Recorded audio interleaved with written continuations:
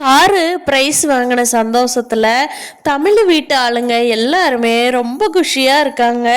எல்லாரும் ஃபோட்டோ எடுத்துட்டு எல்லாரும் இப்போ கடை முதலாளி எல்லாருமே வாழ்த்து சொன்னதுக்கப்புறமா பாட்டிம்மா கேட்குறாங்க, ஏன் தமிழ் கார் நம்ம பரிசாக வாங்கிட்டோம், இது எப்படி வீட்டுக்கு கொண்டுட்டு போய் எப்படி நம்ம டெய்லி ஓட்டுறது அப்படிங்கிறாங்க.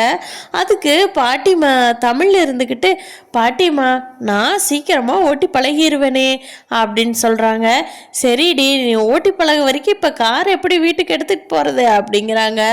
அப்போது அங்கே ஒளிஞ்சிட்டு இருந்த கருப்பும் சேதுள்ள கருப்பு எதேச்சியாக அந்த கடைக்கிட்ட வர்றாரு. பாட்டிம்மாவை பார்த்துட்டு கருப்பு, என்ன பாட்டிம்மா இங்கே என்ன பண்ணுறீங்க அப்படின்னு கேட்குறாங்க. அதுக்கு பாட்டிம்மா சொல்கிறாங்க, கருப்பு நீ என்ன இங்கே பண்ணுற அப்படின்னு சொல்ல, இங்கே என்னமோ இன்னைக்கு கூப்பனில் பரிசு விழுகுதாமா, நேற்று நானும் துணி எடுத்துகிட்டு போனேன், எனக்கு இது உழுகுதான்னு பார்க்குறக்கு வந்தேன் அப்படிங்கிறாங்க. அட போடாடே, அதெல்லாம் கார் பரிசு எங்களுக்கு உளுந்துருச்சு, இந்தா கார் வாங்கி நிறுத்தியிருக்கிறோம் பாரு அப்படிங்கிறாங்க. என்னத்தா சொல்கிறீங்க அப்படின்னு கருப்பு, நம்ம கார் இவங்க புதுசாக வாங்கினது, அடே சூப்பர் தமிழ், காரெல்லாம் பரிசு வாங்கியிருக்கிறப்போ இன்னைக்கு காலேஜுக்கு காரில் போய்க்கலாம் வந்துக்கலாம், ஜமாய்க்கிறப்போ அப்படின்னு சொல்லி தமிழை கருப்பு சொல்கிறாங்க. அது அப்படின்னு சொல்லிட்டு தமிழோட அம்மா இது எப்படி வீட்டுக்கு எடுத்துகிட்டு போகிறதுன்னு, கருப்பு நீ கொண்டுட்டு வந்து வீட்டில் விட்றியா அப்படின்னு சொல்கிறாங்க. நான் விட்டுறேன், உங்களை விடாமல் எனக்கு என்ன, வாங்க போகலாம் அப்படின்னு சொல்லிட்டு கருப்பு வாங்க போகலான்னு சொல்லி எல்லாத்தையும் கூட்டிகிட்டு போகிறப்போ, ஏன் தமிழ் நான் உனக்கு ஓட்டி பழகி விட்டுட்டுமா அப்படிங்கிறாங்க. அதெல்லாம் நான் டிரைவிங் கிளாஸ் போயே பழகிக்குவேன் அப்படிங்கிறாங்க தமிழ். சரி சரி அதுவும் சரித்தியா, அப்படி ஓட்டி பழகுனா தான் கரெக்டாக ஓட்டி பழக முடியும், அதுவும் சரிதான் தமிழ். ஆமாம் அது வரைக்கும் அப்போ நானே நீ பழக வரைக்கும் நானே பாப்பாவையும் உன்னையும் கொண்டுட்டு வந்து காலேஜ் விட கூட்டிகிட்டு வர இருந்துக்கிட்டுமா அப்படிங்கிறாங்க. அப்போ தமிழோட அம்மா இருந்துக்கிட்டு, ஏப்பா அப்புறம் நான் அந்த பெரிய வீட்டில எல்லாம் உன்னை கூப்பிடுவாங்களேப்பா அப்படிங்கிறாங்க. அங்கே யாரோ ஒருத்தரை கூட வேலைக்கு ஆள் வச்சுட்டு போகிறாங்க, நான் இங்கே வர்றேனே, தமிழுக்கு என்னை விட சேஃப்டியாக வேறு ஆள் வச்சா கூட்டிகிட்டு போவாங்களா என்ன அப்படிங்கவோ பாட்டிமா இருந்துக்கிட்டு, ஆமாங்கருப்பு உனக்கு இங்கேயே வந்துரு, இன்னொரு மாதத்துக்கு அங்கே வேண்டாம், இங்கேயே நீ சம்பளம் வாங்கிக்கிட்டு இங்கேயே வேலை செஞ்சுக்கிட்டு இருந்துக்கோ அப்படின்னு சொல்கிறாங்க. சரி பாட்டி, நீ சொன்னால் சரிதான் பாட்டி அப்படிங்கிறாங்க கருப்பு. கருப்புவும் பாட்டியும் யாருக்குன்னு தெரியாமல் அப்படியே பார்த்து பார்த்து சிரிச்சுக்கிறாங்க. சேது கருப்புக்கு ஃபோன் பண்ணி, என்ன கருப்பே சொல்லாமல் கொள்ளாமல் கிளம்பி போயிட்ட, கார் வாங்கி கொடுக்க ஐடியா கொடுத்தும் பின்னாடியே போயிட்டியே அப்படிங்கிறாங்க. அது அந்த சமயத்தில் எனக்கு கரெக்டாக ஃபோன் பண்ணுறதுக்கு டைம் கிடைக்கலப்பா, அதனால தான் அப்படின்னு சொல்லி கருப்பு நம்ம சேதுக்கிட்ட சொல்கிறாங்க. ஏமாப்பிள்ள நான் அப்படியே தமிழ்ச்செல்வி வீட்லேயே ஒரு மாதம் நான் டிரைவராக சேர்ந்துக்கிறேன்னு சொல்லிட்டேன் மாப்பிள்ள, நான் அங்கே நம்ம வீட்டுக்கு வேண்டாமில்ல மாப்பிள்ள, இங்கே காலேஜுக்கு கூட்டிகிட்டு போக வர நான் பார்த்துக்கிறேன் மாப்பிள்ள தமிழ் அப்படிங்கிறாங்க. சரி மாமா, பின்ன நீ அப்படியே பார்த்துக்கோ, நான் இங்கே ஏதாவது ஏற்பாடு பண்ணிக்கிறேன் அப்படின்னு சொல்கிறாங்க. அப்போது சேதுவுக்கு ஒரு ஃபோன் வருது. சரி மாமா நீ பார்த்து அவங்கள பார்த்துக்கோ இன்னிலிருந்து, சரி நான் பார்த்துக்கிறேன் அப்படின்னு சொல்லிட்டு சேதுவுக்கு இன்னொரு ஃபோன் வர்றப்போ அட்டன் பண்ணுறாங்க. அவசரமாக எல்லாம் மீட் பண்ணணும், மீட்டிங் இருக்குது அப்படின்னு சொல்லிடுறாங்க. அப்போது சேது இருந்துக்கிட்டு, ஐயோ உடனே வரணுமா அப்படிங்கிறாங்க. ஆமாம் ஆமாம் வெரி அர்ஜென்ட் இது அப்படின்னு சொல்லிட்டு ஃபோன் வருது கவர்மெண்ட் ஆஃபீஸ்லேருந்து. அப்போது சேது தன்னோட வீட்டுக்கு ஃபோன் பண்ணி, சின்னம்மா நீங்கள் அழகரை நல்லா பார்த்துங்க சின்னம்மா, எனக்கு ஒரு மீட்டிங் இருக்குது, என்னால் இப்போ வர முடியாது, நைட்டுமே லேட் ஆனாலும் ஆகும், எப்படி வருவேன் என்னன்னு தெரியாது, அழகரை கொஞ்சம் நல்லா பார்த்துங்க சின்னம்மா அப்படின்னு சொல்லிட்டு ஐஸ்வர்யாவுக்கும் ஃபோன் பண்ணி சேது சொல்லிட்டு ஈஸ்வரி சித்ரா எல்லாத்தையுமே பார்த்துக்க சொல்லி, முக்கியமாக மலரை பார்த்துக்க சொல்லிட்டு சேது மீட்டிங் அட்டன் பண்ண போயிடுறாங்க. அப்போது இங்கே எல்லாருமே அழகரை சூப்பராக பார்த்துட்ருக்காங்க. அப்போ ஐஸ்வர்யா தூங்குற அழகரை நான் கொண்டு என் ரூமில் வச்சு பார்த்துக்கிட்டுமா அப்படிங்கிறாங்க. அதுக்கு சின்னம்மா இருந்துக்கிட்டு, ஏம்மா உனக்கெல்லாம் பார்க்க தெரியாதுமா, குழந்தை அழுதா எதுக்கு அழுகுது, ஏன் அழுகுதுன்னு இதெல்லாம் உனக்கு பார்க்க தெரியாதுமா.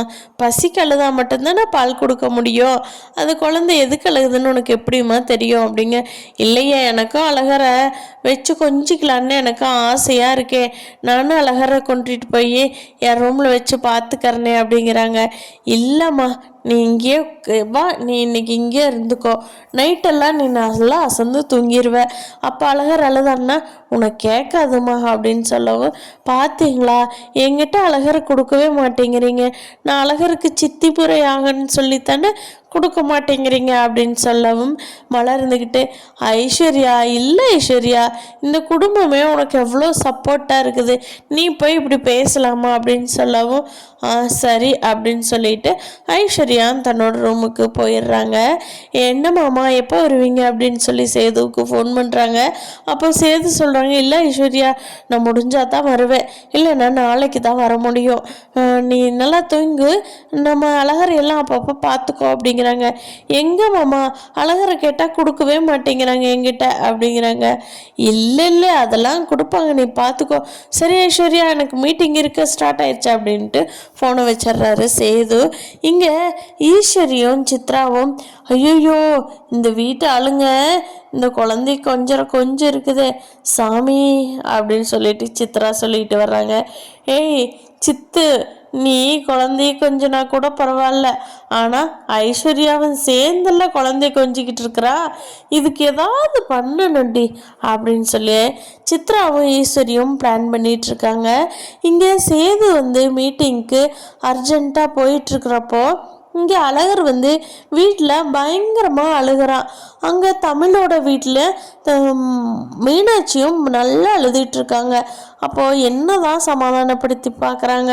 அழகரும் அழகாச்சு நிறுத்தின பாடு இல்லை, மீனாட்சியும் அழகாச்சு நிறுத்தின பாடு இல்லை. சரின்னு சொல்லிட்டு தமிழ் ஃபோனை எடுத்து சேதுவுக்கு வீடியோ கால் பண்ணுறாங்க.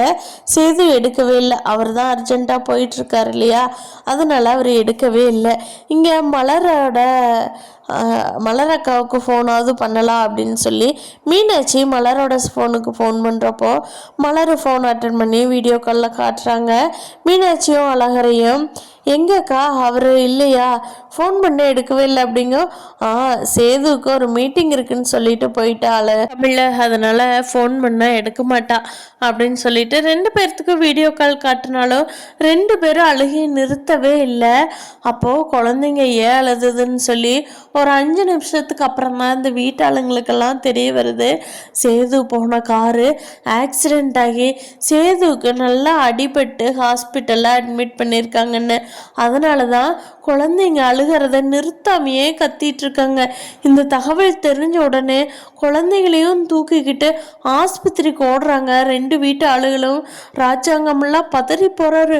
ஐயோ என் பையனுக்கு என்னாச்சு அப்படின்னு சொல்லி தமிழும் ஐயோ என்னாச்சு அப்படின்னு சொல்லி கருப்பு எல்லாத்தையும் காரில் வர சொல்லி கருப்பு தான் கார் ஓட்டிக்கிட்டு சேதுவை அட்மிட் பண்ணியிருக்கிற ஹாஸ்பிட்டலுக்கு எல்லாருமே ஓடி போகிறாங்க.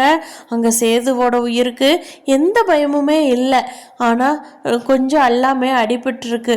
கொஞ்சம் ஒரு மாதத்துக்கு பழைய ஞாபகம் வர்றது சிரமமாக இருக்கும். எல்லாருமே கூட இருந்து அவரோட மனசுக்கு பிடிச்சவங்க எல்லாருமே அவரோட பக்கத்தில் இருந்தீங்கன்னா மட்டும்தான் அவர் சீக்கிரமாக க்யூர் ஆவாங்க அப்படின்னு சொல்லி டாக்டர் சொல்லிடுறாங்க. அப்போது எல்லாரும் என்ன பண்ணுறது அப்படின்னு சொல்லி யோசனை பண்ணிட்டு இருக்கிறப்போ தமிழ் சொல்கிறாங்க, எல்லாரும் ஒன்று சேர்ந்து அவரை ரெடி பண்ணுறதுக்கு பார்ப்போம், அதுக்கப்புறமா நம்ம என்னங்கிறத பார்த்துக்கலாம் அப்படின்னு சொல்லிட்டு தமிழ் முடிவு பண்ணி சொல்கிறாங்க. ராஜாங்கமும் அதை ஏற்றுக்கிறாங்க. அடுத்தடுத்து நம்ம சின்ன மருமகளில் என்ன நடக்க போகுதுங்கிறத பொறுத்திருந்து பார்க்கலாம் ஃப்ரெண்ட்ஸ்.